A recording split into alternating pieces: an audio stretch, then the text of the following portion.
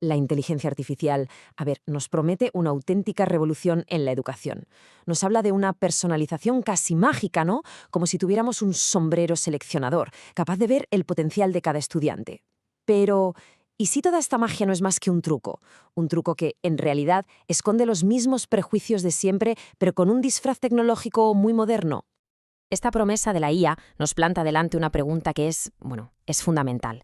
¿De verdad es posible que un código, una simple serie de unos y ceros, llegue a comprender las necesidades de un estudiante mejor que una persona? ¿Mejor que un profesor que le ve cada día en clase?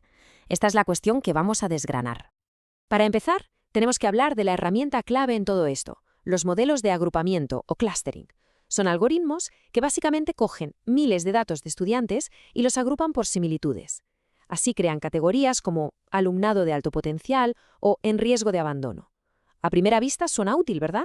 Pero es justo ahí, en esa aparente utilidad, donde se esconden los primeros y más profundos problemas éticos. Y ojo, porque antes de meternos a analizar los sesgos más obvios, tenemos que pararnos en un problema que está en la misma base de todo esto, el simple acto de etiquetar. Porque estas clasificaciones, aunque las genere una máquina, son al final etiquetas invisibles, sí, pero con consecuencias muy reales en la vida de los estudiantes. El primer problema tiene un nombre un poco técnico, reificación. Pero la idea es clave, de verdad. Hay que entender que el algoritmo no descubre grupos naturales de estudiantes que ya estaban ahí, no. Lo que hace es crear agrupaciones puramente estadísticas. El problema es que, en cuanto les damos un nombre, como tipo A, convertimos esa estadística en algo que parece real, fijo, casi inevitable. Y, claro, esto nos lleva de cabeza a la profecía autocumplida. Si un docente ve que el sistema ha etiquetado a Ana como tipo B o de bajo rendimiento, sus expectativas hacia ella pueden cambiar, sea de forma consciente o no. De repente, toda la complejidad de una persona se reduce a una simple y fría etiqueta algorítmica. El segundo gran desafío es la opacidad. A menudo, estos algoritmos son lo que llamamos cajas negras.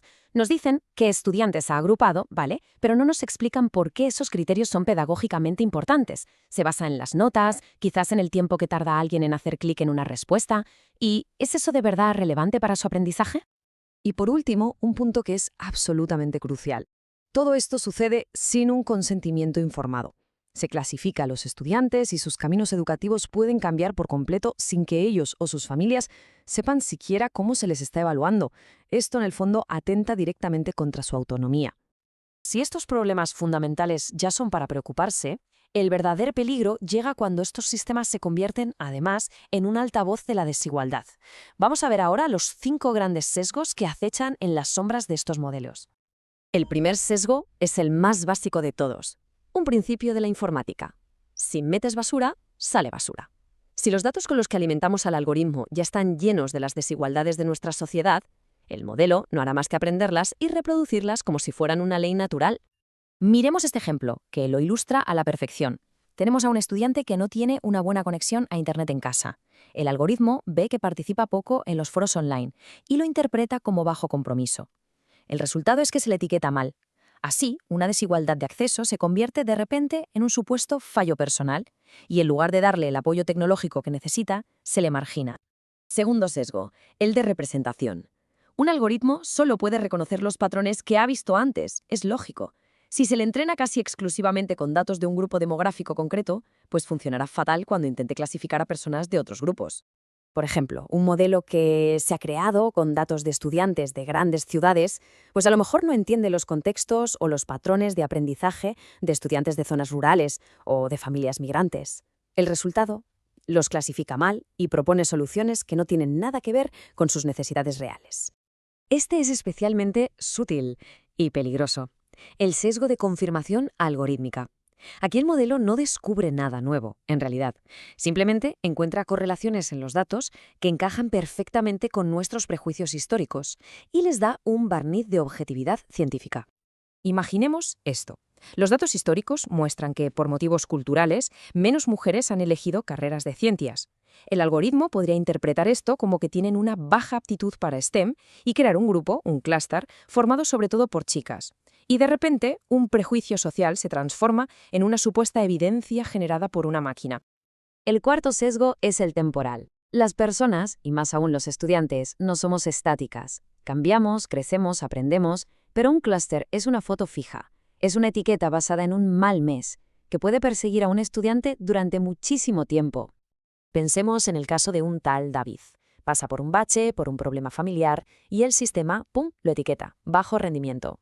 Aunque se recupere y sus notas mejoren, esa etiqueta puede quedarse ahí y puede que siga recibiendo un tipo de apoyo educativo pensado para alguien que él ya no es.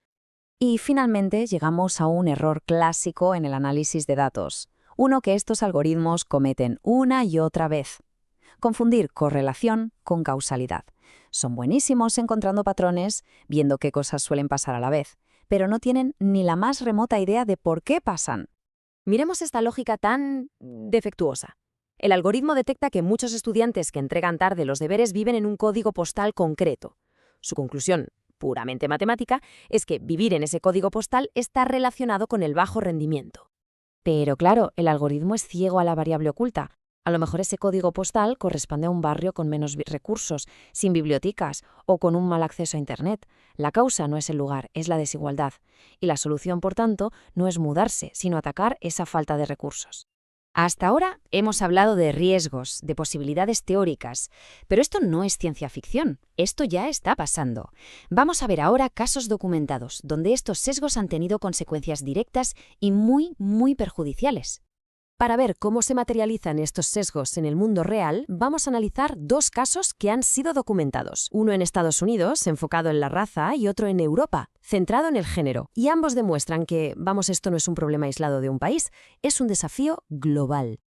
En Estados Unidos, un sistema que se diseñó para asignar estudiantes a programas bien de apoyo o de enriquecimiento acabó perjudicando sistemáticamente a los estudiantes afroamericanos. ¿Y por qué? Pues porque usaba datos como el código postal, que en la práctica actuaba como un sustituto, un proxy de la raza. Y esto acababa enviando a estos estudiantes a programas de recuperación incluso cuando sus notas eran idénticas a las de sus compañeros blancos. Y en Europa tenemos un ejemplo clarísimo de sesgo de confirmación aplicado al género. Un sistema de orientación profesional se puso a analizar datos históricos y, claro, detectó que las mujeres elegían menos carreras de ciencias. En lugar de reconocer que eso era un patrón cultural, el algoritmo lo interpretó como baja aptitud y empezó a desviar activamente a las chicas de esas trayectorias profesionales. Entonces, ¿qué hacemos? ¿La solución es tirar la toalla y abandonar la IA en la educación? Pues no necesariamente. El verdadero reto es construirla de otra manera, de una forma ética. Así que veamos cómo se podría empezar a construir un algoritmo justo. El camino hacia un algoritmo justo se basa en una serie de principios que son clave. Primero, transparencia. Necesitamos saber qué están midiendo los algoritmos. Segundo, auditorías de equidad, para revisar constantemente que no discriminan. Dinamismo, para que las etiquetas no sean para siempre. Consentimiento informado para las familias. Importantísimo, supervisión humana, para que la decisión final nunca sea solo de una máquina. Y por último, reversibilidad, para poder apelar y corregir sus errores. Al final, el mayor peligro de todo se resume en esta idea. Si no hay una vigilancia ética constante, estas herramientas lo que hacen es convertir patrones de desigualdad histórica en ciencia objetiva, y así acaban perpetuando las mismas injusticias que la educación, se supone, debería corregir. La tecnología ya está aquí, eso es un hecho. Por eso, la pregunta clave que tenemos que hacernos no es si vamos a usarla o no, sino cómo. Cómo vamos a diseñarla y a supervisarla para que de verdad sirva a su propósito, el de crear una educación más justa y equitativa para todo el mundo.